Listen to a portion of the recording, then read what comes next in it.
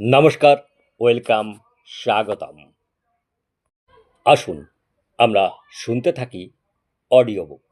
স্বাস্থ্য, সম্পদ, অর্থ, টাকা পয়সা, আপনি যা কিছু চান সবই আপনি পেতে পারেন, হতে পারেন বা করতে পারেন। আপনি কি কোটিপতি হতে চান? কী ধরনের ব্যবসা করতে চান? কী রকম বাড়িতে আপনি থাকতে চান? আপনি কি আরও সাফল্য চান? আপনি সত্যিই কি চান? কিভাবে আপনি হতে পারবেন কোটিপতি? আপনি কিভাবে প্রচুর ধন, সম্পদ, ঐশ্বর্যের মালিক হতে পারবেন? আপনার হাতের মুঠোয় হবে আপনি যা চাইছেন তার সব কিছু। আসুন, কী সেই রহস্য জেনে নিই। আপনি সম্ভবত বিস্মিত হয়ে বসে ভাবছেন, কী সেই রহস্য? কিভাবে সে কথা বুঝলাম তা আমি আপনাকে বলবো। আমরা সকলে একই অসীম শক্তির সঙ্গে কাজ করি। আমরা প্রত্যেকেই একই নিয়মের সাহায্যে নিজেদের পরিচালিত করি। মহাবিশ্বের প্রাকৃতিক নিয়ম এতটাই যথাযথ যে মহাকাশযান বানাতে আমাদের কোনো কষ্ট হয় না।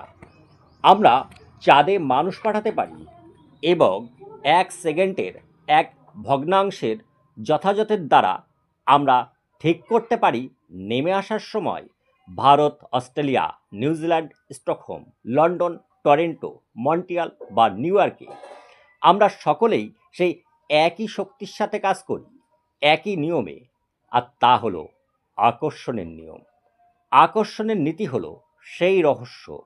আপনার জীবনে যা কিছু আসছে আপনিই তাদের আকর্ষণ করে আনছেন। আপনার মনের মধ্যে যে ছবি আপনি ধরে রেখেছেন তার দ্বারাই আকর্ষিত হচ্ছে। আপনি যা চিন্তা করছেন ঠিক তাই হচ্ছে। আপনার মনের মধ্যে যা কিছু ঘটছে আপনি তাকেই নিজের কাছে আকর্ষণ করছেন। আপনার প্রতিটি ভাবনাই হলো সত্য, প্রকৃত শক্তি।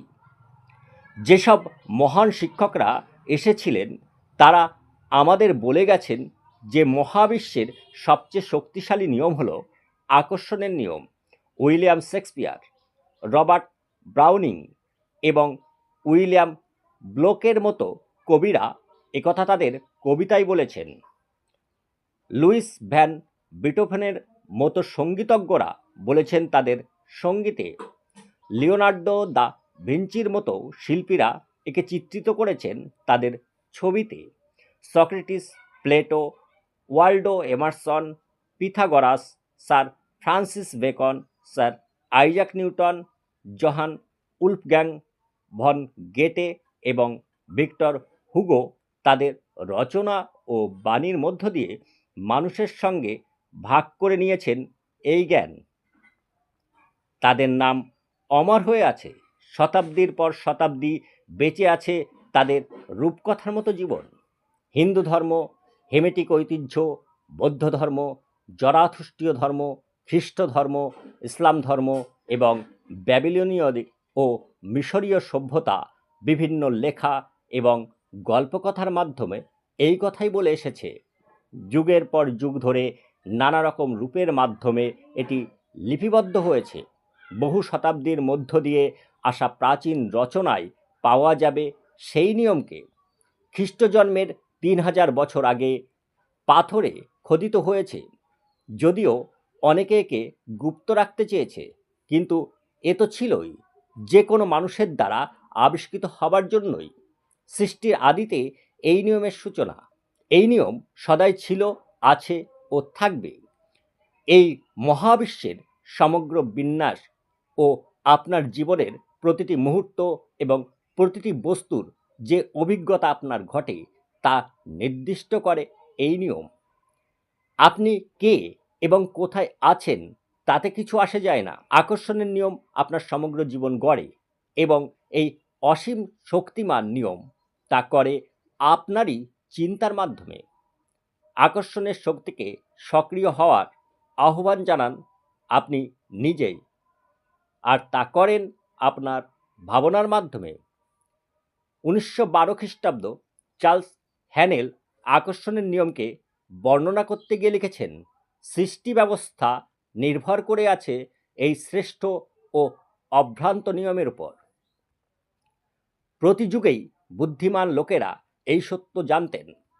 আপনি সোজা প্রাচীন ব্যাবিলনে ফিরে যেতে পারেন। তারা এই সত্য জানতেন, কিন্তু খুব অল্প সংখ্যক লোকের মধ্যে সীমিত ছিল। প্রাচীন ব্যাবিলনীদের এবং তাদের বিপুল সমৃদ্ধির কথা পণ্ডিত ব্যক্তিরা নথিবদ্ধ করে গেছেন। তারা পৃথিবীর সপ্তম আশ্চর্য সৃষ্টির জন্য সুবিখ্যাত।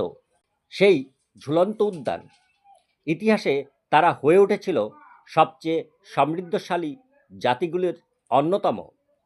মহাবিশ্বের নিয়মকে জেনে এবং প্রয়োগ করে সমগ্র উপার্জনের প্রায় 96% উপার্জিত হয় মাত্র 1% মানুষের দ্বারা। এই প্রশ্ন আপনার মনে কেন আসে? আপনার কি ধারণা এটা আকস্মিক ঘটনা? এটার নকশা সেইভাবেই তৈরি? তারা কিছু একটা বোঝেন। তারা বোঝেন সেই রহস্য। এখন আপনিও সেই রহস্যের সঙ্গে পরিচিত হচ্ছেন।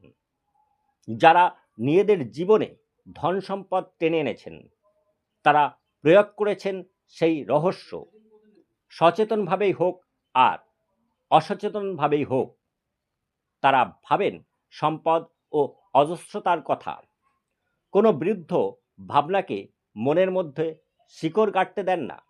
ধন সম্পদই তাদের ভাবনায় কর্তৃত্ব করে। ধন সম্পদ ছাড়া তাদের মনে অন্য কোনো ভাবনার অস্তিত্ব নেই। ধন সম্পদ সম্পর্কে শক্তিশালী ভাবনাই তাদের কাছে ধন নিয়ে আসে। আর তারা জানুন আর না জানুন, এই হলো আকর্ষণের নিয়মের সক্রিয়তা। রহস্য এবং আকর্ষণ নীতির সক্রিয়তা প্রদর্শিত হওয়ার একটি যথার্থ উদাহরণ দেওয়া যাক।